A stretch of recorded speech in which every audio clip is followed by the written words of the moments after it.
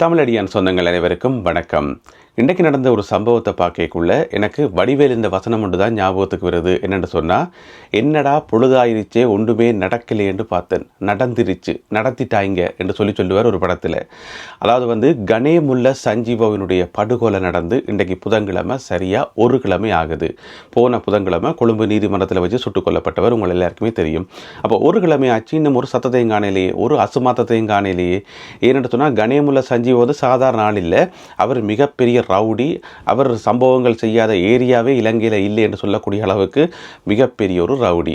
அப்போ அந்த ரவுடிக்கு பின்னால் நிறைய பேர் இருப்பினும் அவர் கொல்லப்பட்டது அவருடைய தொண்டர்கள், அன்பர்கள், ஆதரவாளர்கள் மத்தியில் ஒரு பெரிய அதிர்ச்சியை ஏற்படுத்தியிருக்கும் தானே.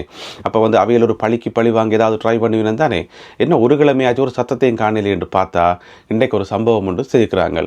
அதாவது மினுவாங்கோட பகுதியில் வச்சு ஒரு ஆளுக்கு மேலே சுட்டுக்கிறாங்க. மோட்டார் சைக்கிளில் ஒரு ஆளுக்கு மேலே சுட்டுக்கிறாங்க. ஆனால் தெய்வாதீனமாக அவர் காயங்களோட தப்பிட்டார். அவருக்கு 36 வயசு. அவர் யார் என்றதான் இங்கே இருக்கக்கூடிய முக்கியமான கேள்வி. சுட்டாக்கள் கணேமுல்ல சஞ்சீவனுடைய ஆக்கள் தானா என்று கேட்டால் அது இன்னும் போலீஸ் விசாரணைகள் மூலம் தான் தெரிய வரும். ஆனால் கிட்டத்தட்ட அவற்றை ஆக்களாக தான் இருக்கணும் என்றதை எங்களால் ஊகிக்க முடியும். என்னென்னு சொன்னால், போன புதன்கிழமை சம்பவம் நடந்தது, இன்றைக்கு புதன்கிழமை. அப்போ ஒரு கிழமையாவது அனிவர்சரி. அப்போ இன்றைக்கு அந்த நாளை நினைவு கூறும் முகமாக ஏதாவது செய்வாங்கன்றது எல்லாருக்குமே தெரிஞ்ச விஷயம். அதோட கணேமுல்ல சஞ்சீவனுடைய ஆக்கள் எல்லா இடமும் பரவி இருக்கிறாங்க. அவங்க கட்டாயம் பழிக்கு பழி வாங்குற நடவடிக்கையில் ஈடுபடுவாங்கன்றது போலீஸ் உட்பட அனைவருக்குமே தெரிஞ்ச ஒரு ரகசியம். அப்போ போலீஸ் என்ன செய்திருக்குது, ரகசியமான முறையில் பல்வேறு இடங்களை கண்காணிக்க ஆரம்பிச்சிருக்குது. அதாவது இவையில் எந்தெந்த இடங்களில் தாக்குதல் நடத்துவிடும், யார் யாரை பழி வாங்குவிடும் என்று சொல்லி ஏற்கனவே போலீஸ் பிளான் போட்டு குறிப்பிட்ட இடமெல்லாம் கண்காணிக்க ஆரம்பிச்சிட்டுது. அப்போ கணேமுல்ல சஞ்சீவனுடைய ஆக்கள் பெரிய புத்திசாலிகளா, நல்லா ஸ்கெட்ச் போடுவினமான்னு பார்த்தா அது ஒரு பெரிய கேள்விக்குறி. அது ஒரு பக்கம் இருக்கட்டும். இன்றைக்கு பார்த்தீங்கன்னு சொன்னால், மினுவாங்கோட பகுதியில் ஒரு ஆள் காயமடைகிறார். 36 வயது அவருக்கு. காயமடைந்து இப்போ மருத்துவமனையில் அனுமதிக்கப்பட்டிருக்கார். கையில், காலில், தலையிலெல்லாம் காயம். அப்போ இந்திய சம்பவத்தில் காயமடைஞ்ச இந்த 36 வயதுடைய நபர் யாருன்னு பார்த்தீங்கன்னு சொன்னால், அவர் கெஹல் பத்ர பத்மே என்பவருடைய பாடசாலை நண்பராம், கிளாஸ்மேட்டாம். அப்போ கெஹல் பத்ர பத்மே யாருன்னு சொல்லி உங்களுக்கு தெரிஞ்சிருக்கும். பெரும்பாலும் அவர் தான் இந்த கணேமுல்ல சஞ்சீவை கொல்றதுக்கான பிரதான சூத்திரதாரி. அதாவது அவருடைய கட்டளைப்படி தான் போன புதன்கிழமை அந்த சம்பவம் நடந்திருக்குது. இந்த கெஹல் பத்ர பத்மே எங்கே இருக்காருன்னு சொன்னால், இத்தாலியில் இருக்கிறாருன்னு சொல்லி நம்பப்படுது. அவர் இத்தாலியில் இருந்தாலும் அவருடைய ஆக்கள் ஸ்ரீலங்காலையும் இருக்கணும், வேறு வேறு நாடுகள்லையும் இருக்கணும், துபாய் உட்பட வேறு வேறு நாடுகளில் இருக்கணும். அவர் ஒரு பெரிய வலையமைப்பு வச்சுக்காராம். எனவே அவர் கட்டாயம் பழிவாங்கும் நடவடிக்கையில் ஈடுபடுவார்ன்றது எங்கள் எல்லாருக்குமே தெரிஞ்ச விஷயம். நான் போன கிழமை அந்த செய்தி சொல்லும் போதே இது ஒரு தொடர் கதை, தொடரும் என்று சொல்லியிருந்தேன். நான் சொன்ன மாதிரியே தொடருது பாருங்க. என்னென்னு சொன்னால், கணேமுல்ல சஞ்சீவ் இருக்கார் தானே, போன கிழமை செத்தர். அவர் இந்த கெஹல் பத்ர பத்மையினுடைய அப்பாவை கொலை செய்தவர் ஒரு 2 வருஷத்துக்கு முதல். எனவே தகப்பனுடைய கொலைக்கு பழிவாங்க முகமாக தான் போன கிழமை கணேமுல்ல சஞ்சீவை நீதிமன்றத்தில் வச்சு சுட்டுக் கொல்லப்பட்டவர். இதுதான் அந்த பேக்ரவுண்ட் கதை. இப்போ கணேமுல்ல சஞ்சீவனுடைய ஆட்கள், அவருடைய சீடர்கள் கெஹல் பத்ர பத்மையை பழிவாங்கணும். அதுதானே அடுத்த கட்டம். ஆனால் பழிவாங்க முடியாது. என்னன்னு சொன்னால், அவர் வெளிநாட்டில் இருக்கிறார். அப்போ உடனடியாக சம்பவம் ஒன்றும் செய்ய முடியாது. அப்போ அவரோட சம்பந்தப்பட்ட யாரையாவது போட்டு தள்ளுவோம் என்று பார்த்திருக்கிறோம். அதனுடைய ஒரு அடிப்படையில் தான் இன்றைக்கு அவருடைய பாடசாலை நண்பர் மேலே துப்பாக்கிச்சூடு சம்பவம் நடைபெற்றிருக்குது. அது மட்டும்தான் சம்பவமானு பார்த்தா இல்லை, இன்னும் ஒரு சம்பவத்துக்கும் பிளான் பண்ணியிருக்கிறோம். அது என்னென்னு சொன்னால், இந்த கெஹல் பத்ர பத்மே இருக்கிறது தானே, அவருடைய அம்மா, அப்பா, மனைவி, தம்பி இவ்வளோ பேரும் அங்கே ஊரில் தான் இருக்கணும். அதே மாதிரி நிறைய சொந்தக்காரர் அங்கே ஸ்ரீலங்காவில் தான் இருக்கணுமாம்.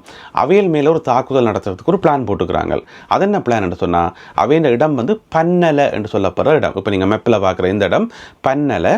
அந்த பன்னலை என்று சொல்லப்படுற இடத்துல தான் இந்த கெஹல் பத்ர பத்மையினுடைய அம்மாவும், அப்பாவும், மனைவியும், தம்பியும் ஒரு வீட்டில் வசித்து வந்திருக்கணும். எனவே அவையில் மேலே ஒரு தாக்குதல் நடத்துறதுக்கு பிளான் போடுறாங்க. அப்போ கணேமுல்ல சஞ்சீவனுடைய சீடர்கள் எல்லா இடமும் இருக்கணும். மிக குறிப்பாக துபாயிலேயே கிட்டத்தட்ட 23 பேருக்கிட்ட இருக்கணுமாம் என்று சொல்லி செய்திகள் எல்லாம் வந்திருந்தது.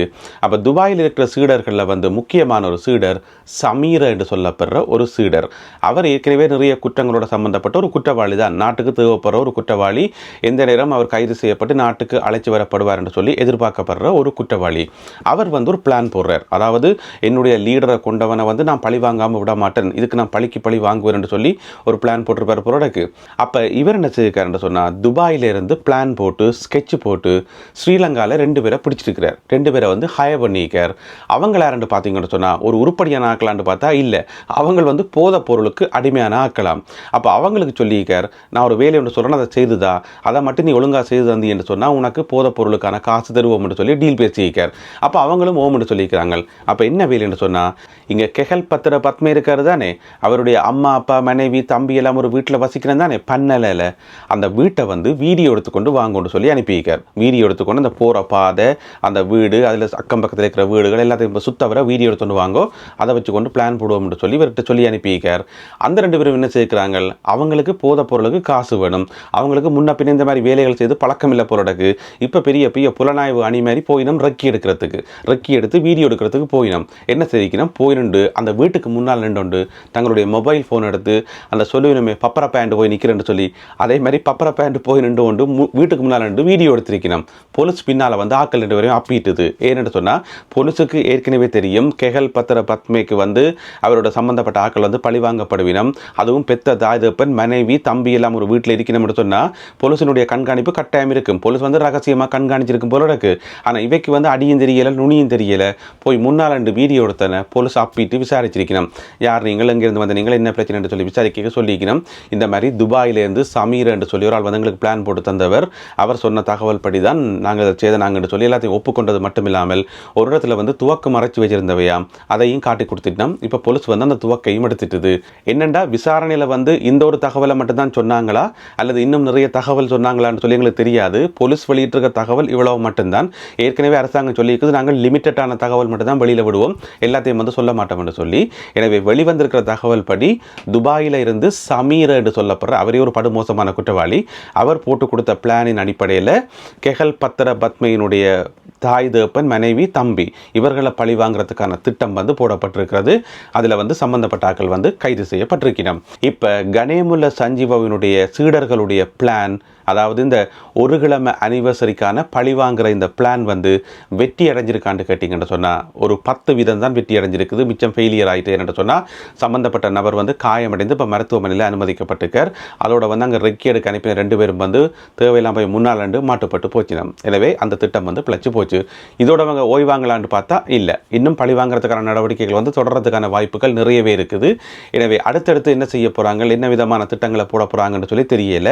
எனவே எங்களுக்கு என்ன விளங்குதுன்னு சொன்னால் இந்த பழிவாங்கல் நடவடிக்கைகள் ஒரு ஆள் மாற்றி மாற்றி போடுறது இந்த மாதிரியான சம்பவங்கள் இலங்கையில் வந்து கட்டுப்படுத்தப்படணும்னு சொன்னால் இவர்களுக்கு மூளையாக இருக்கக்கூடிய வெளிநாட்டில் இருக்கிற ஆட்கள் தானே அவ்வளோ பேரும் வந்து கைது செய்யப்படணும். சர்வதேச ஒத்துழைப்பு இன்டர்நேஷனல் போலீஸின் உதவியோட வந்து எல்லாரும் கைது செய்யப்பட்டு நாட்டுக்கு கொண்டுறப்படணும். ஏன்னு சொன்னால் இவையெல்லாம் இங்கே இருந்தோண்டு சொகுசாக இருந்தோண்டு ஸ்கெட்ச் போட்டு கொடுக்குறதும் அதுக்கான காசையும் அனுப்புறது.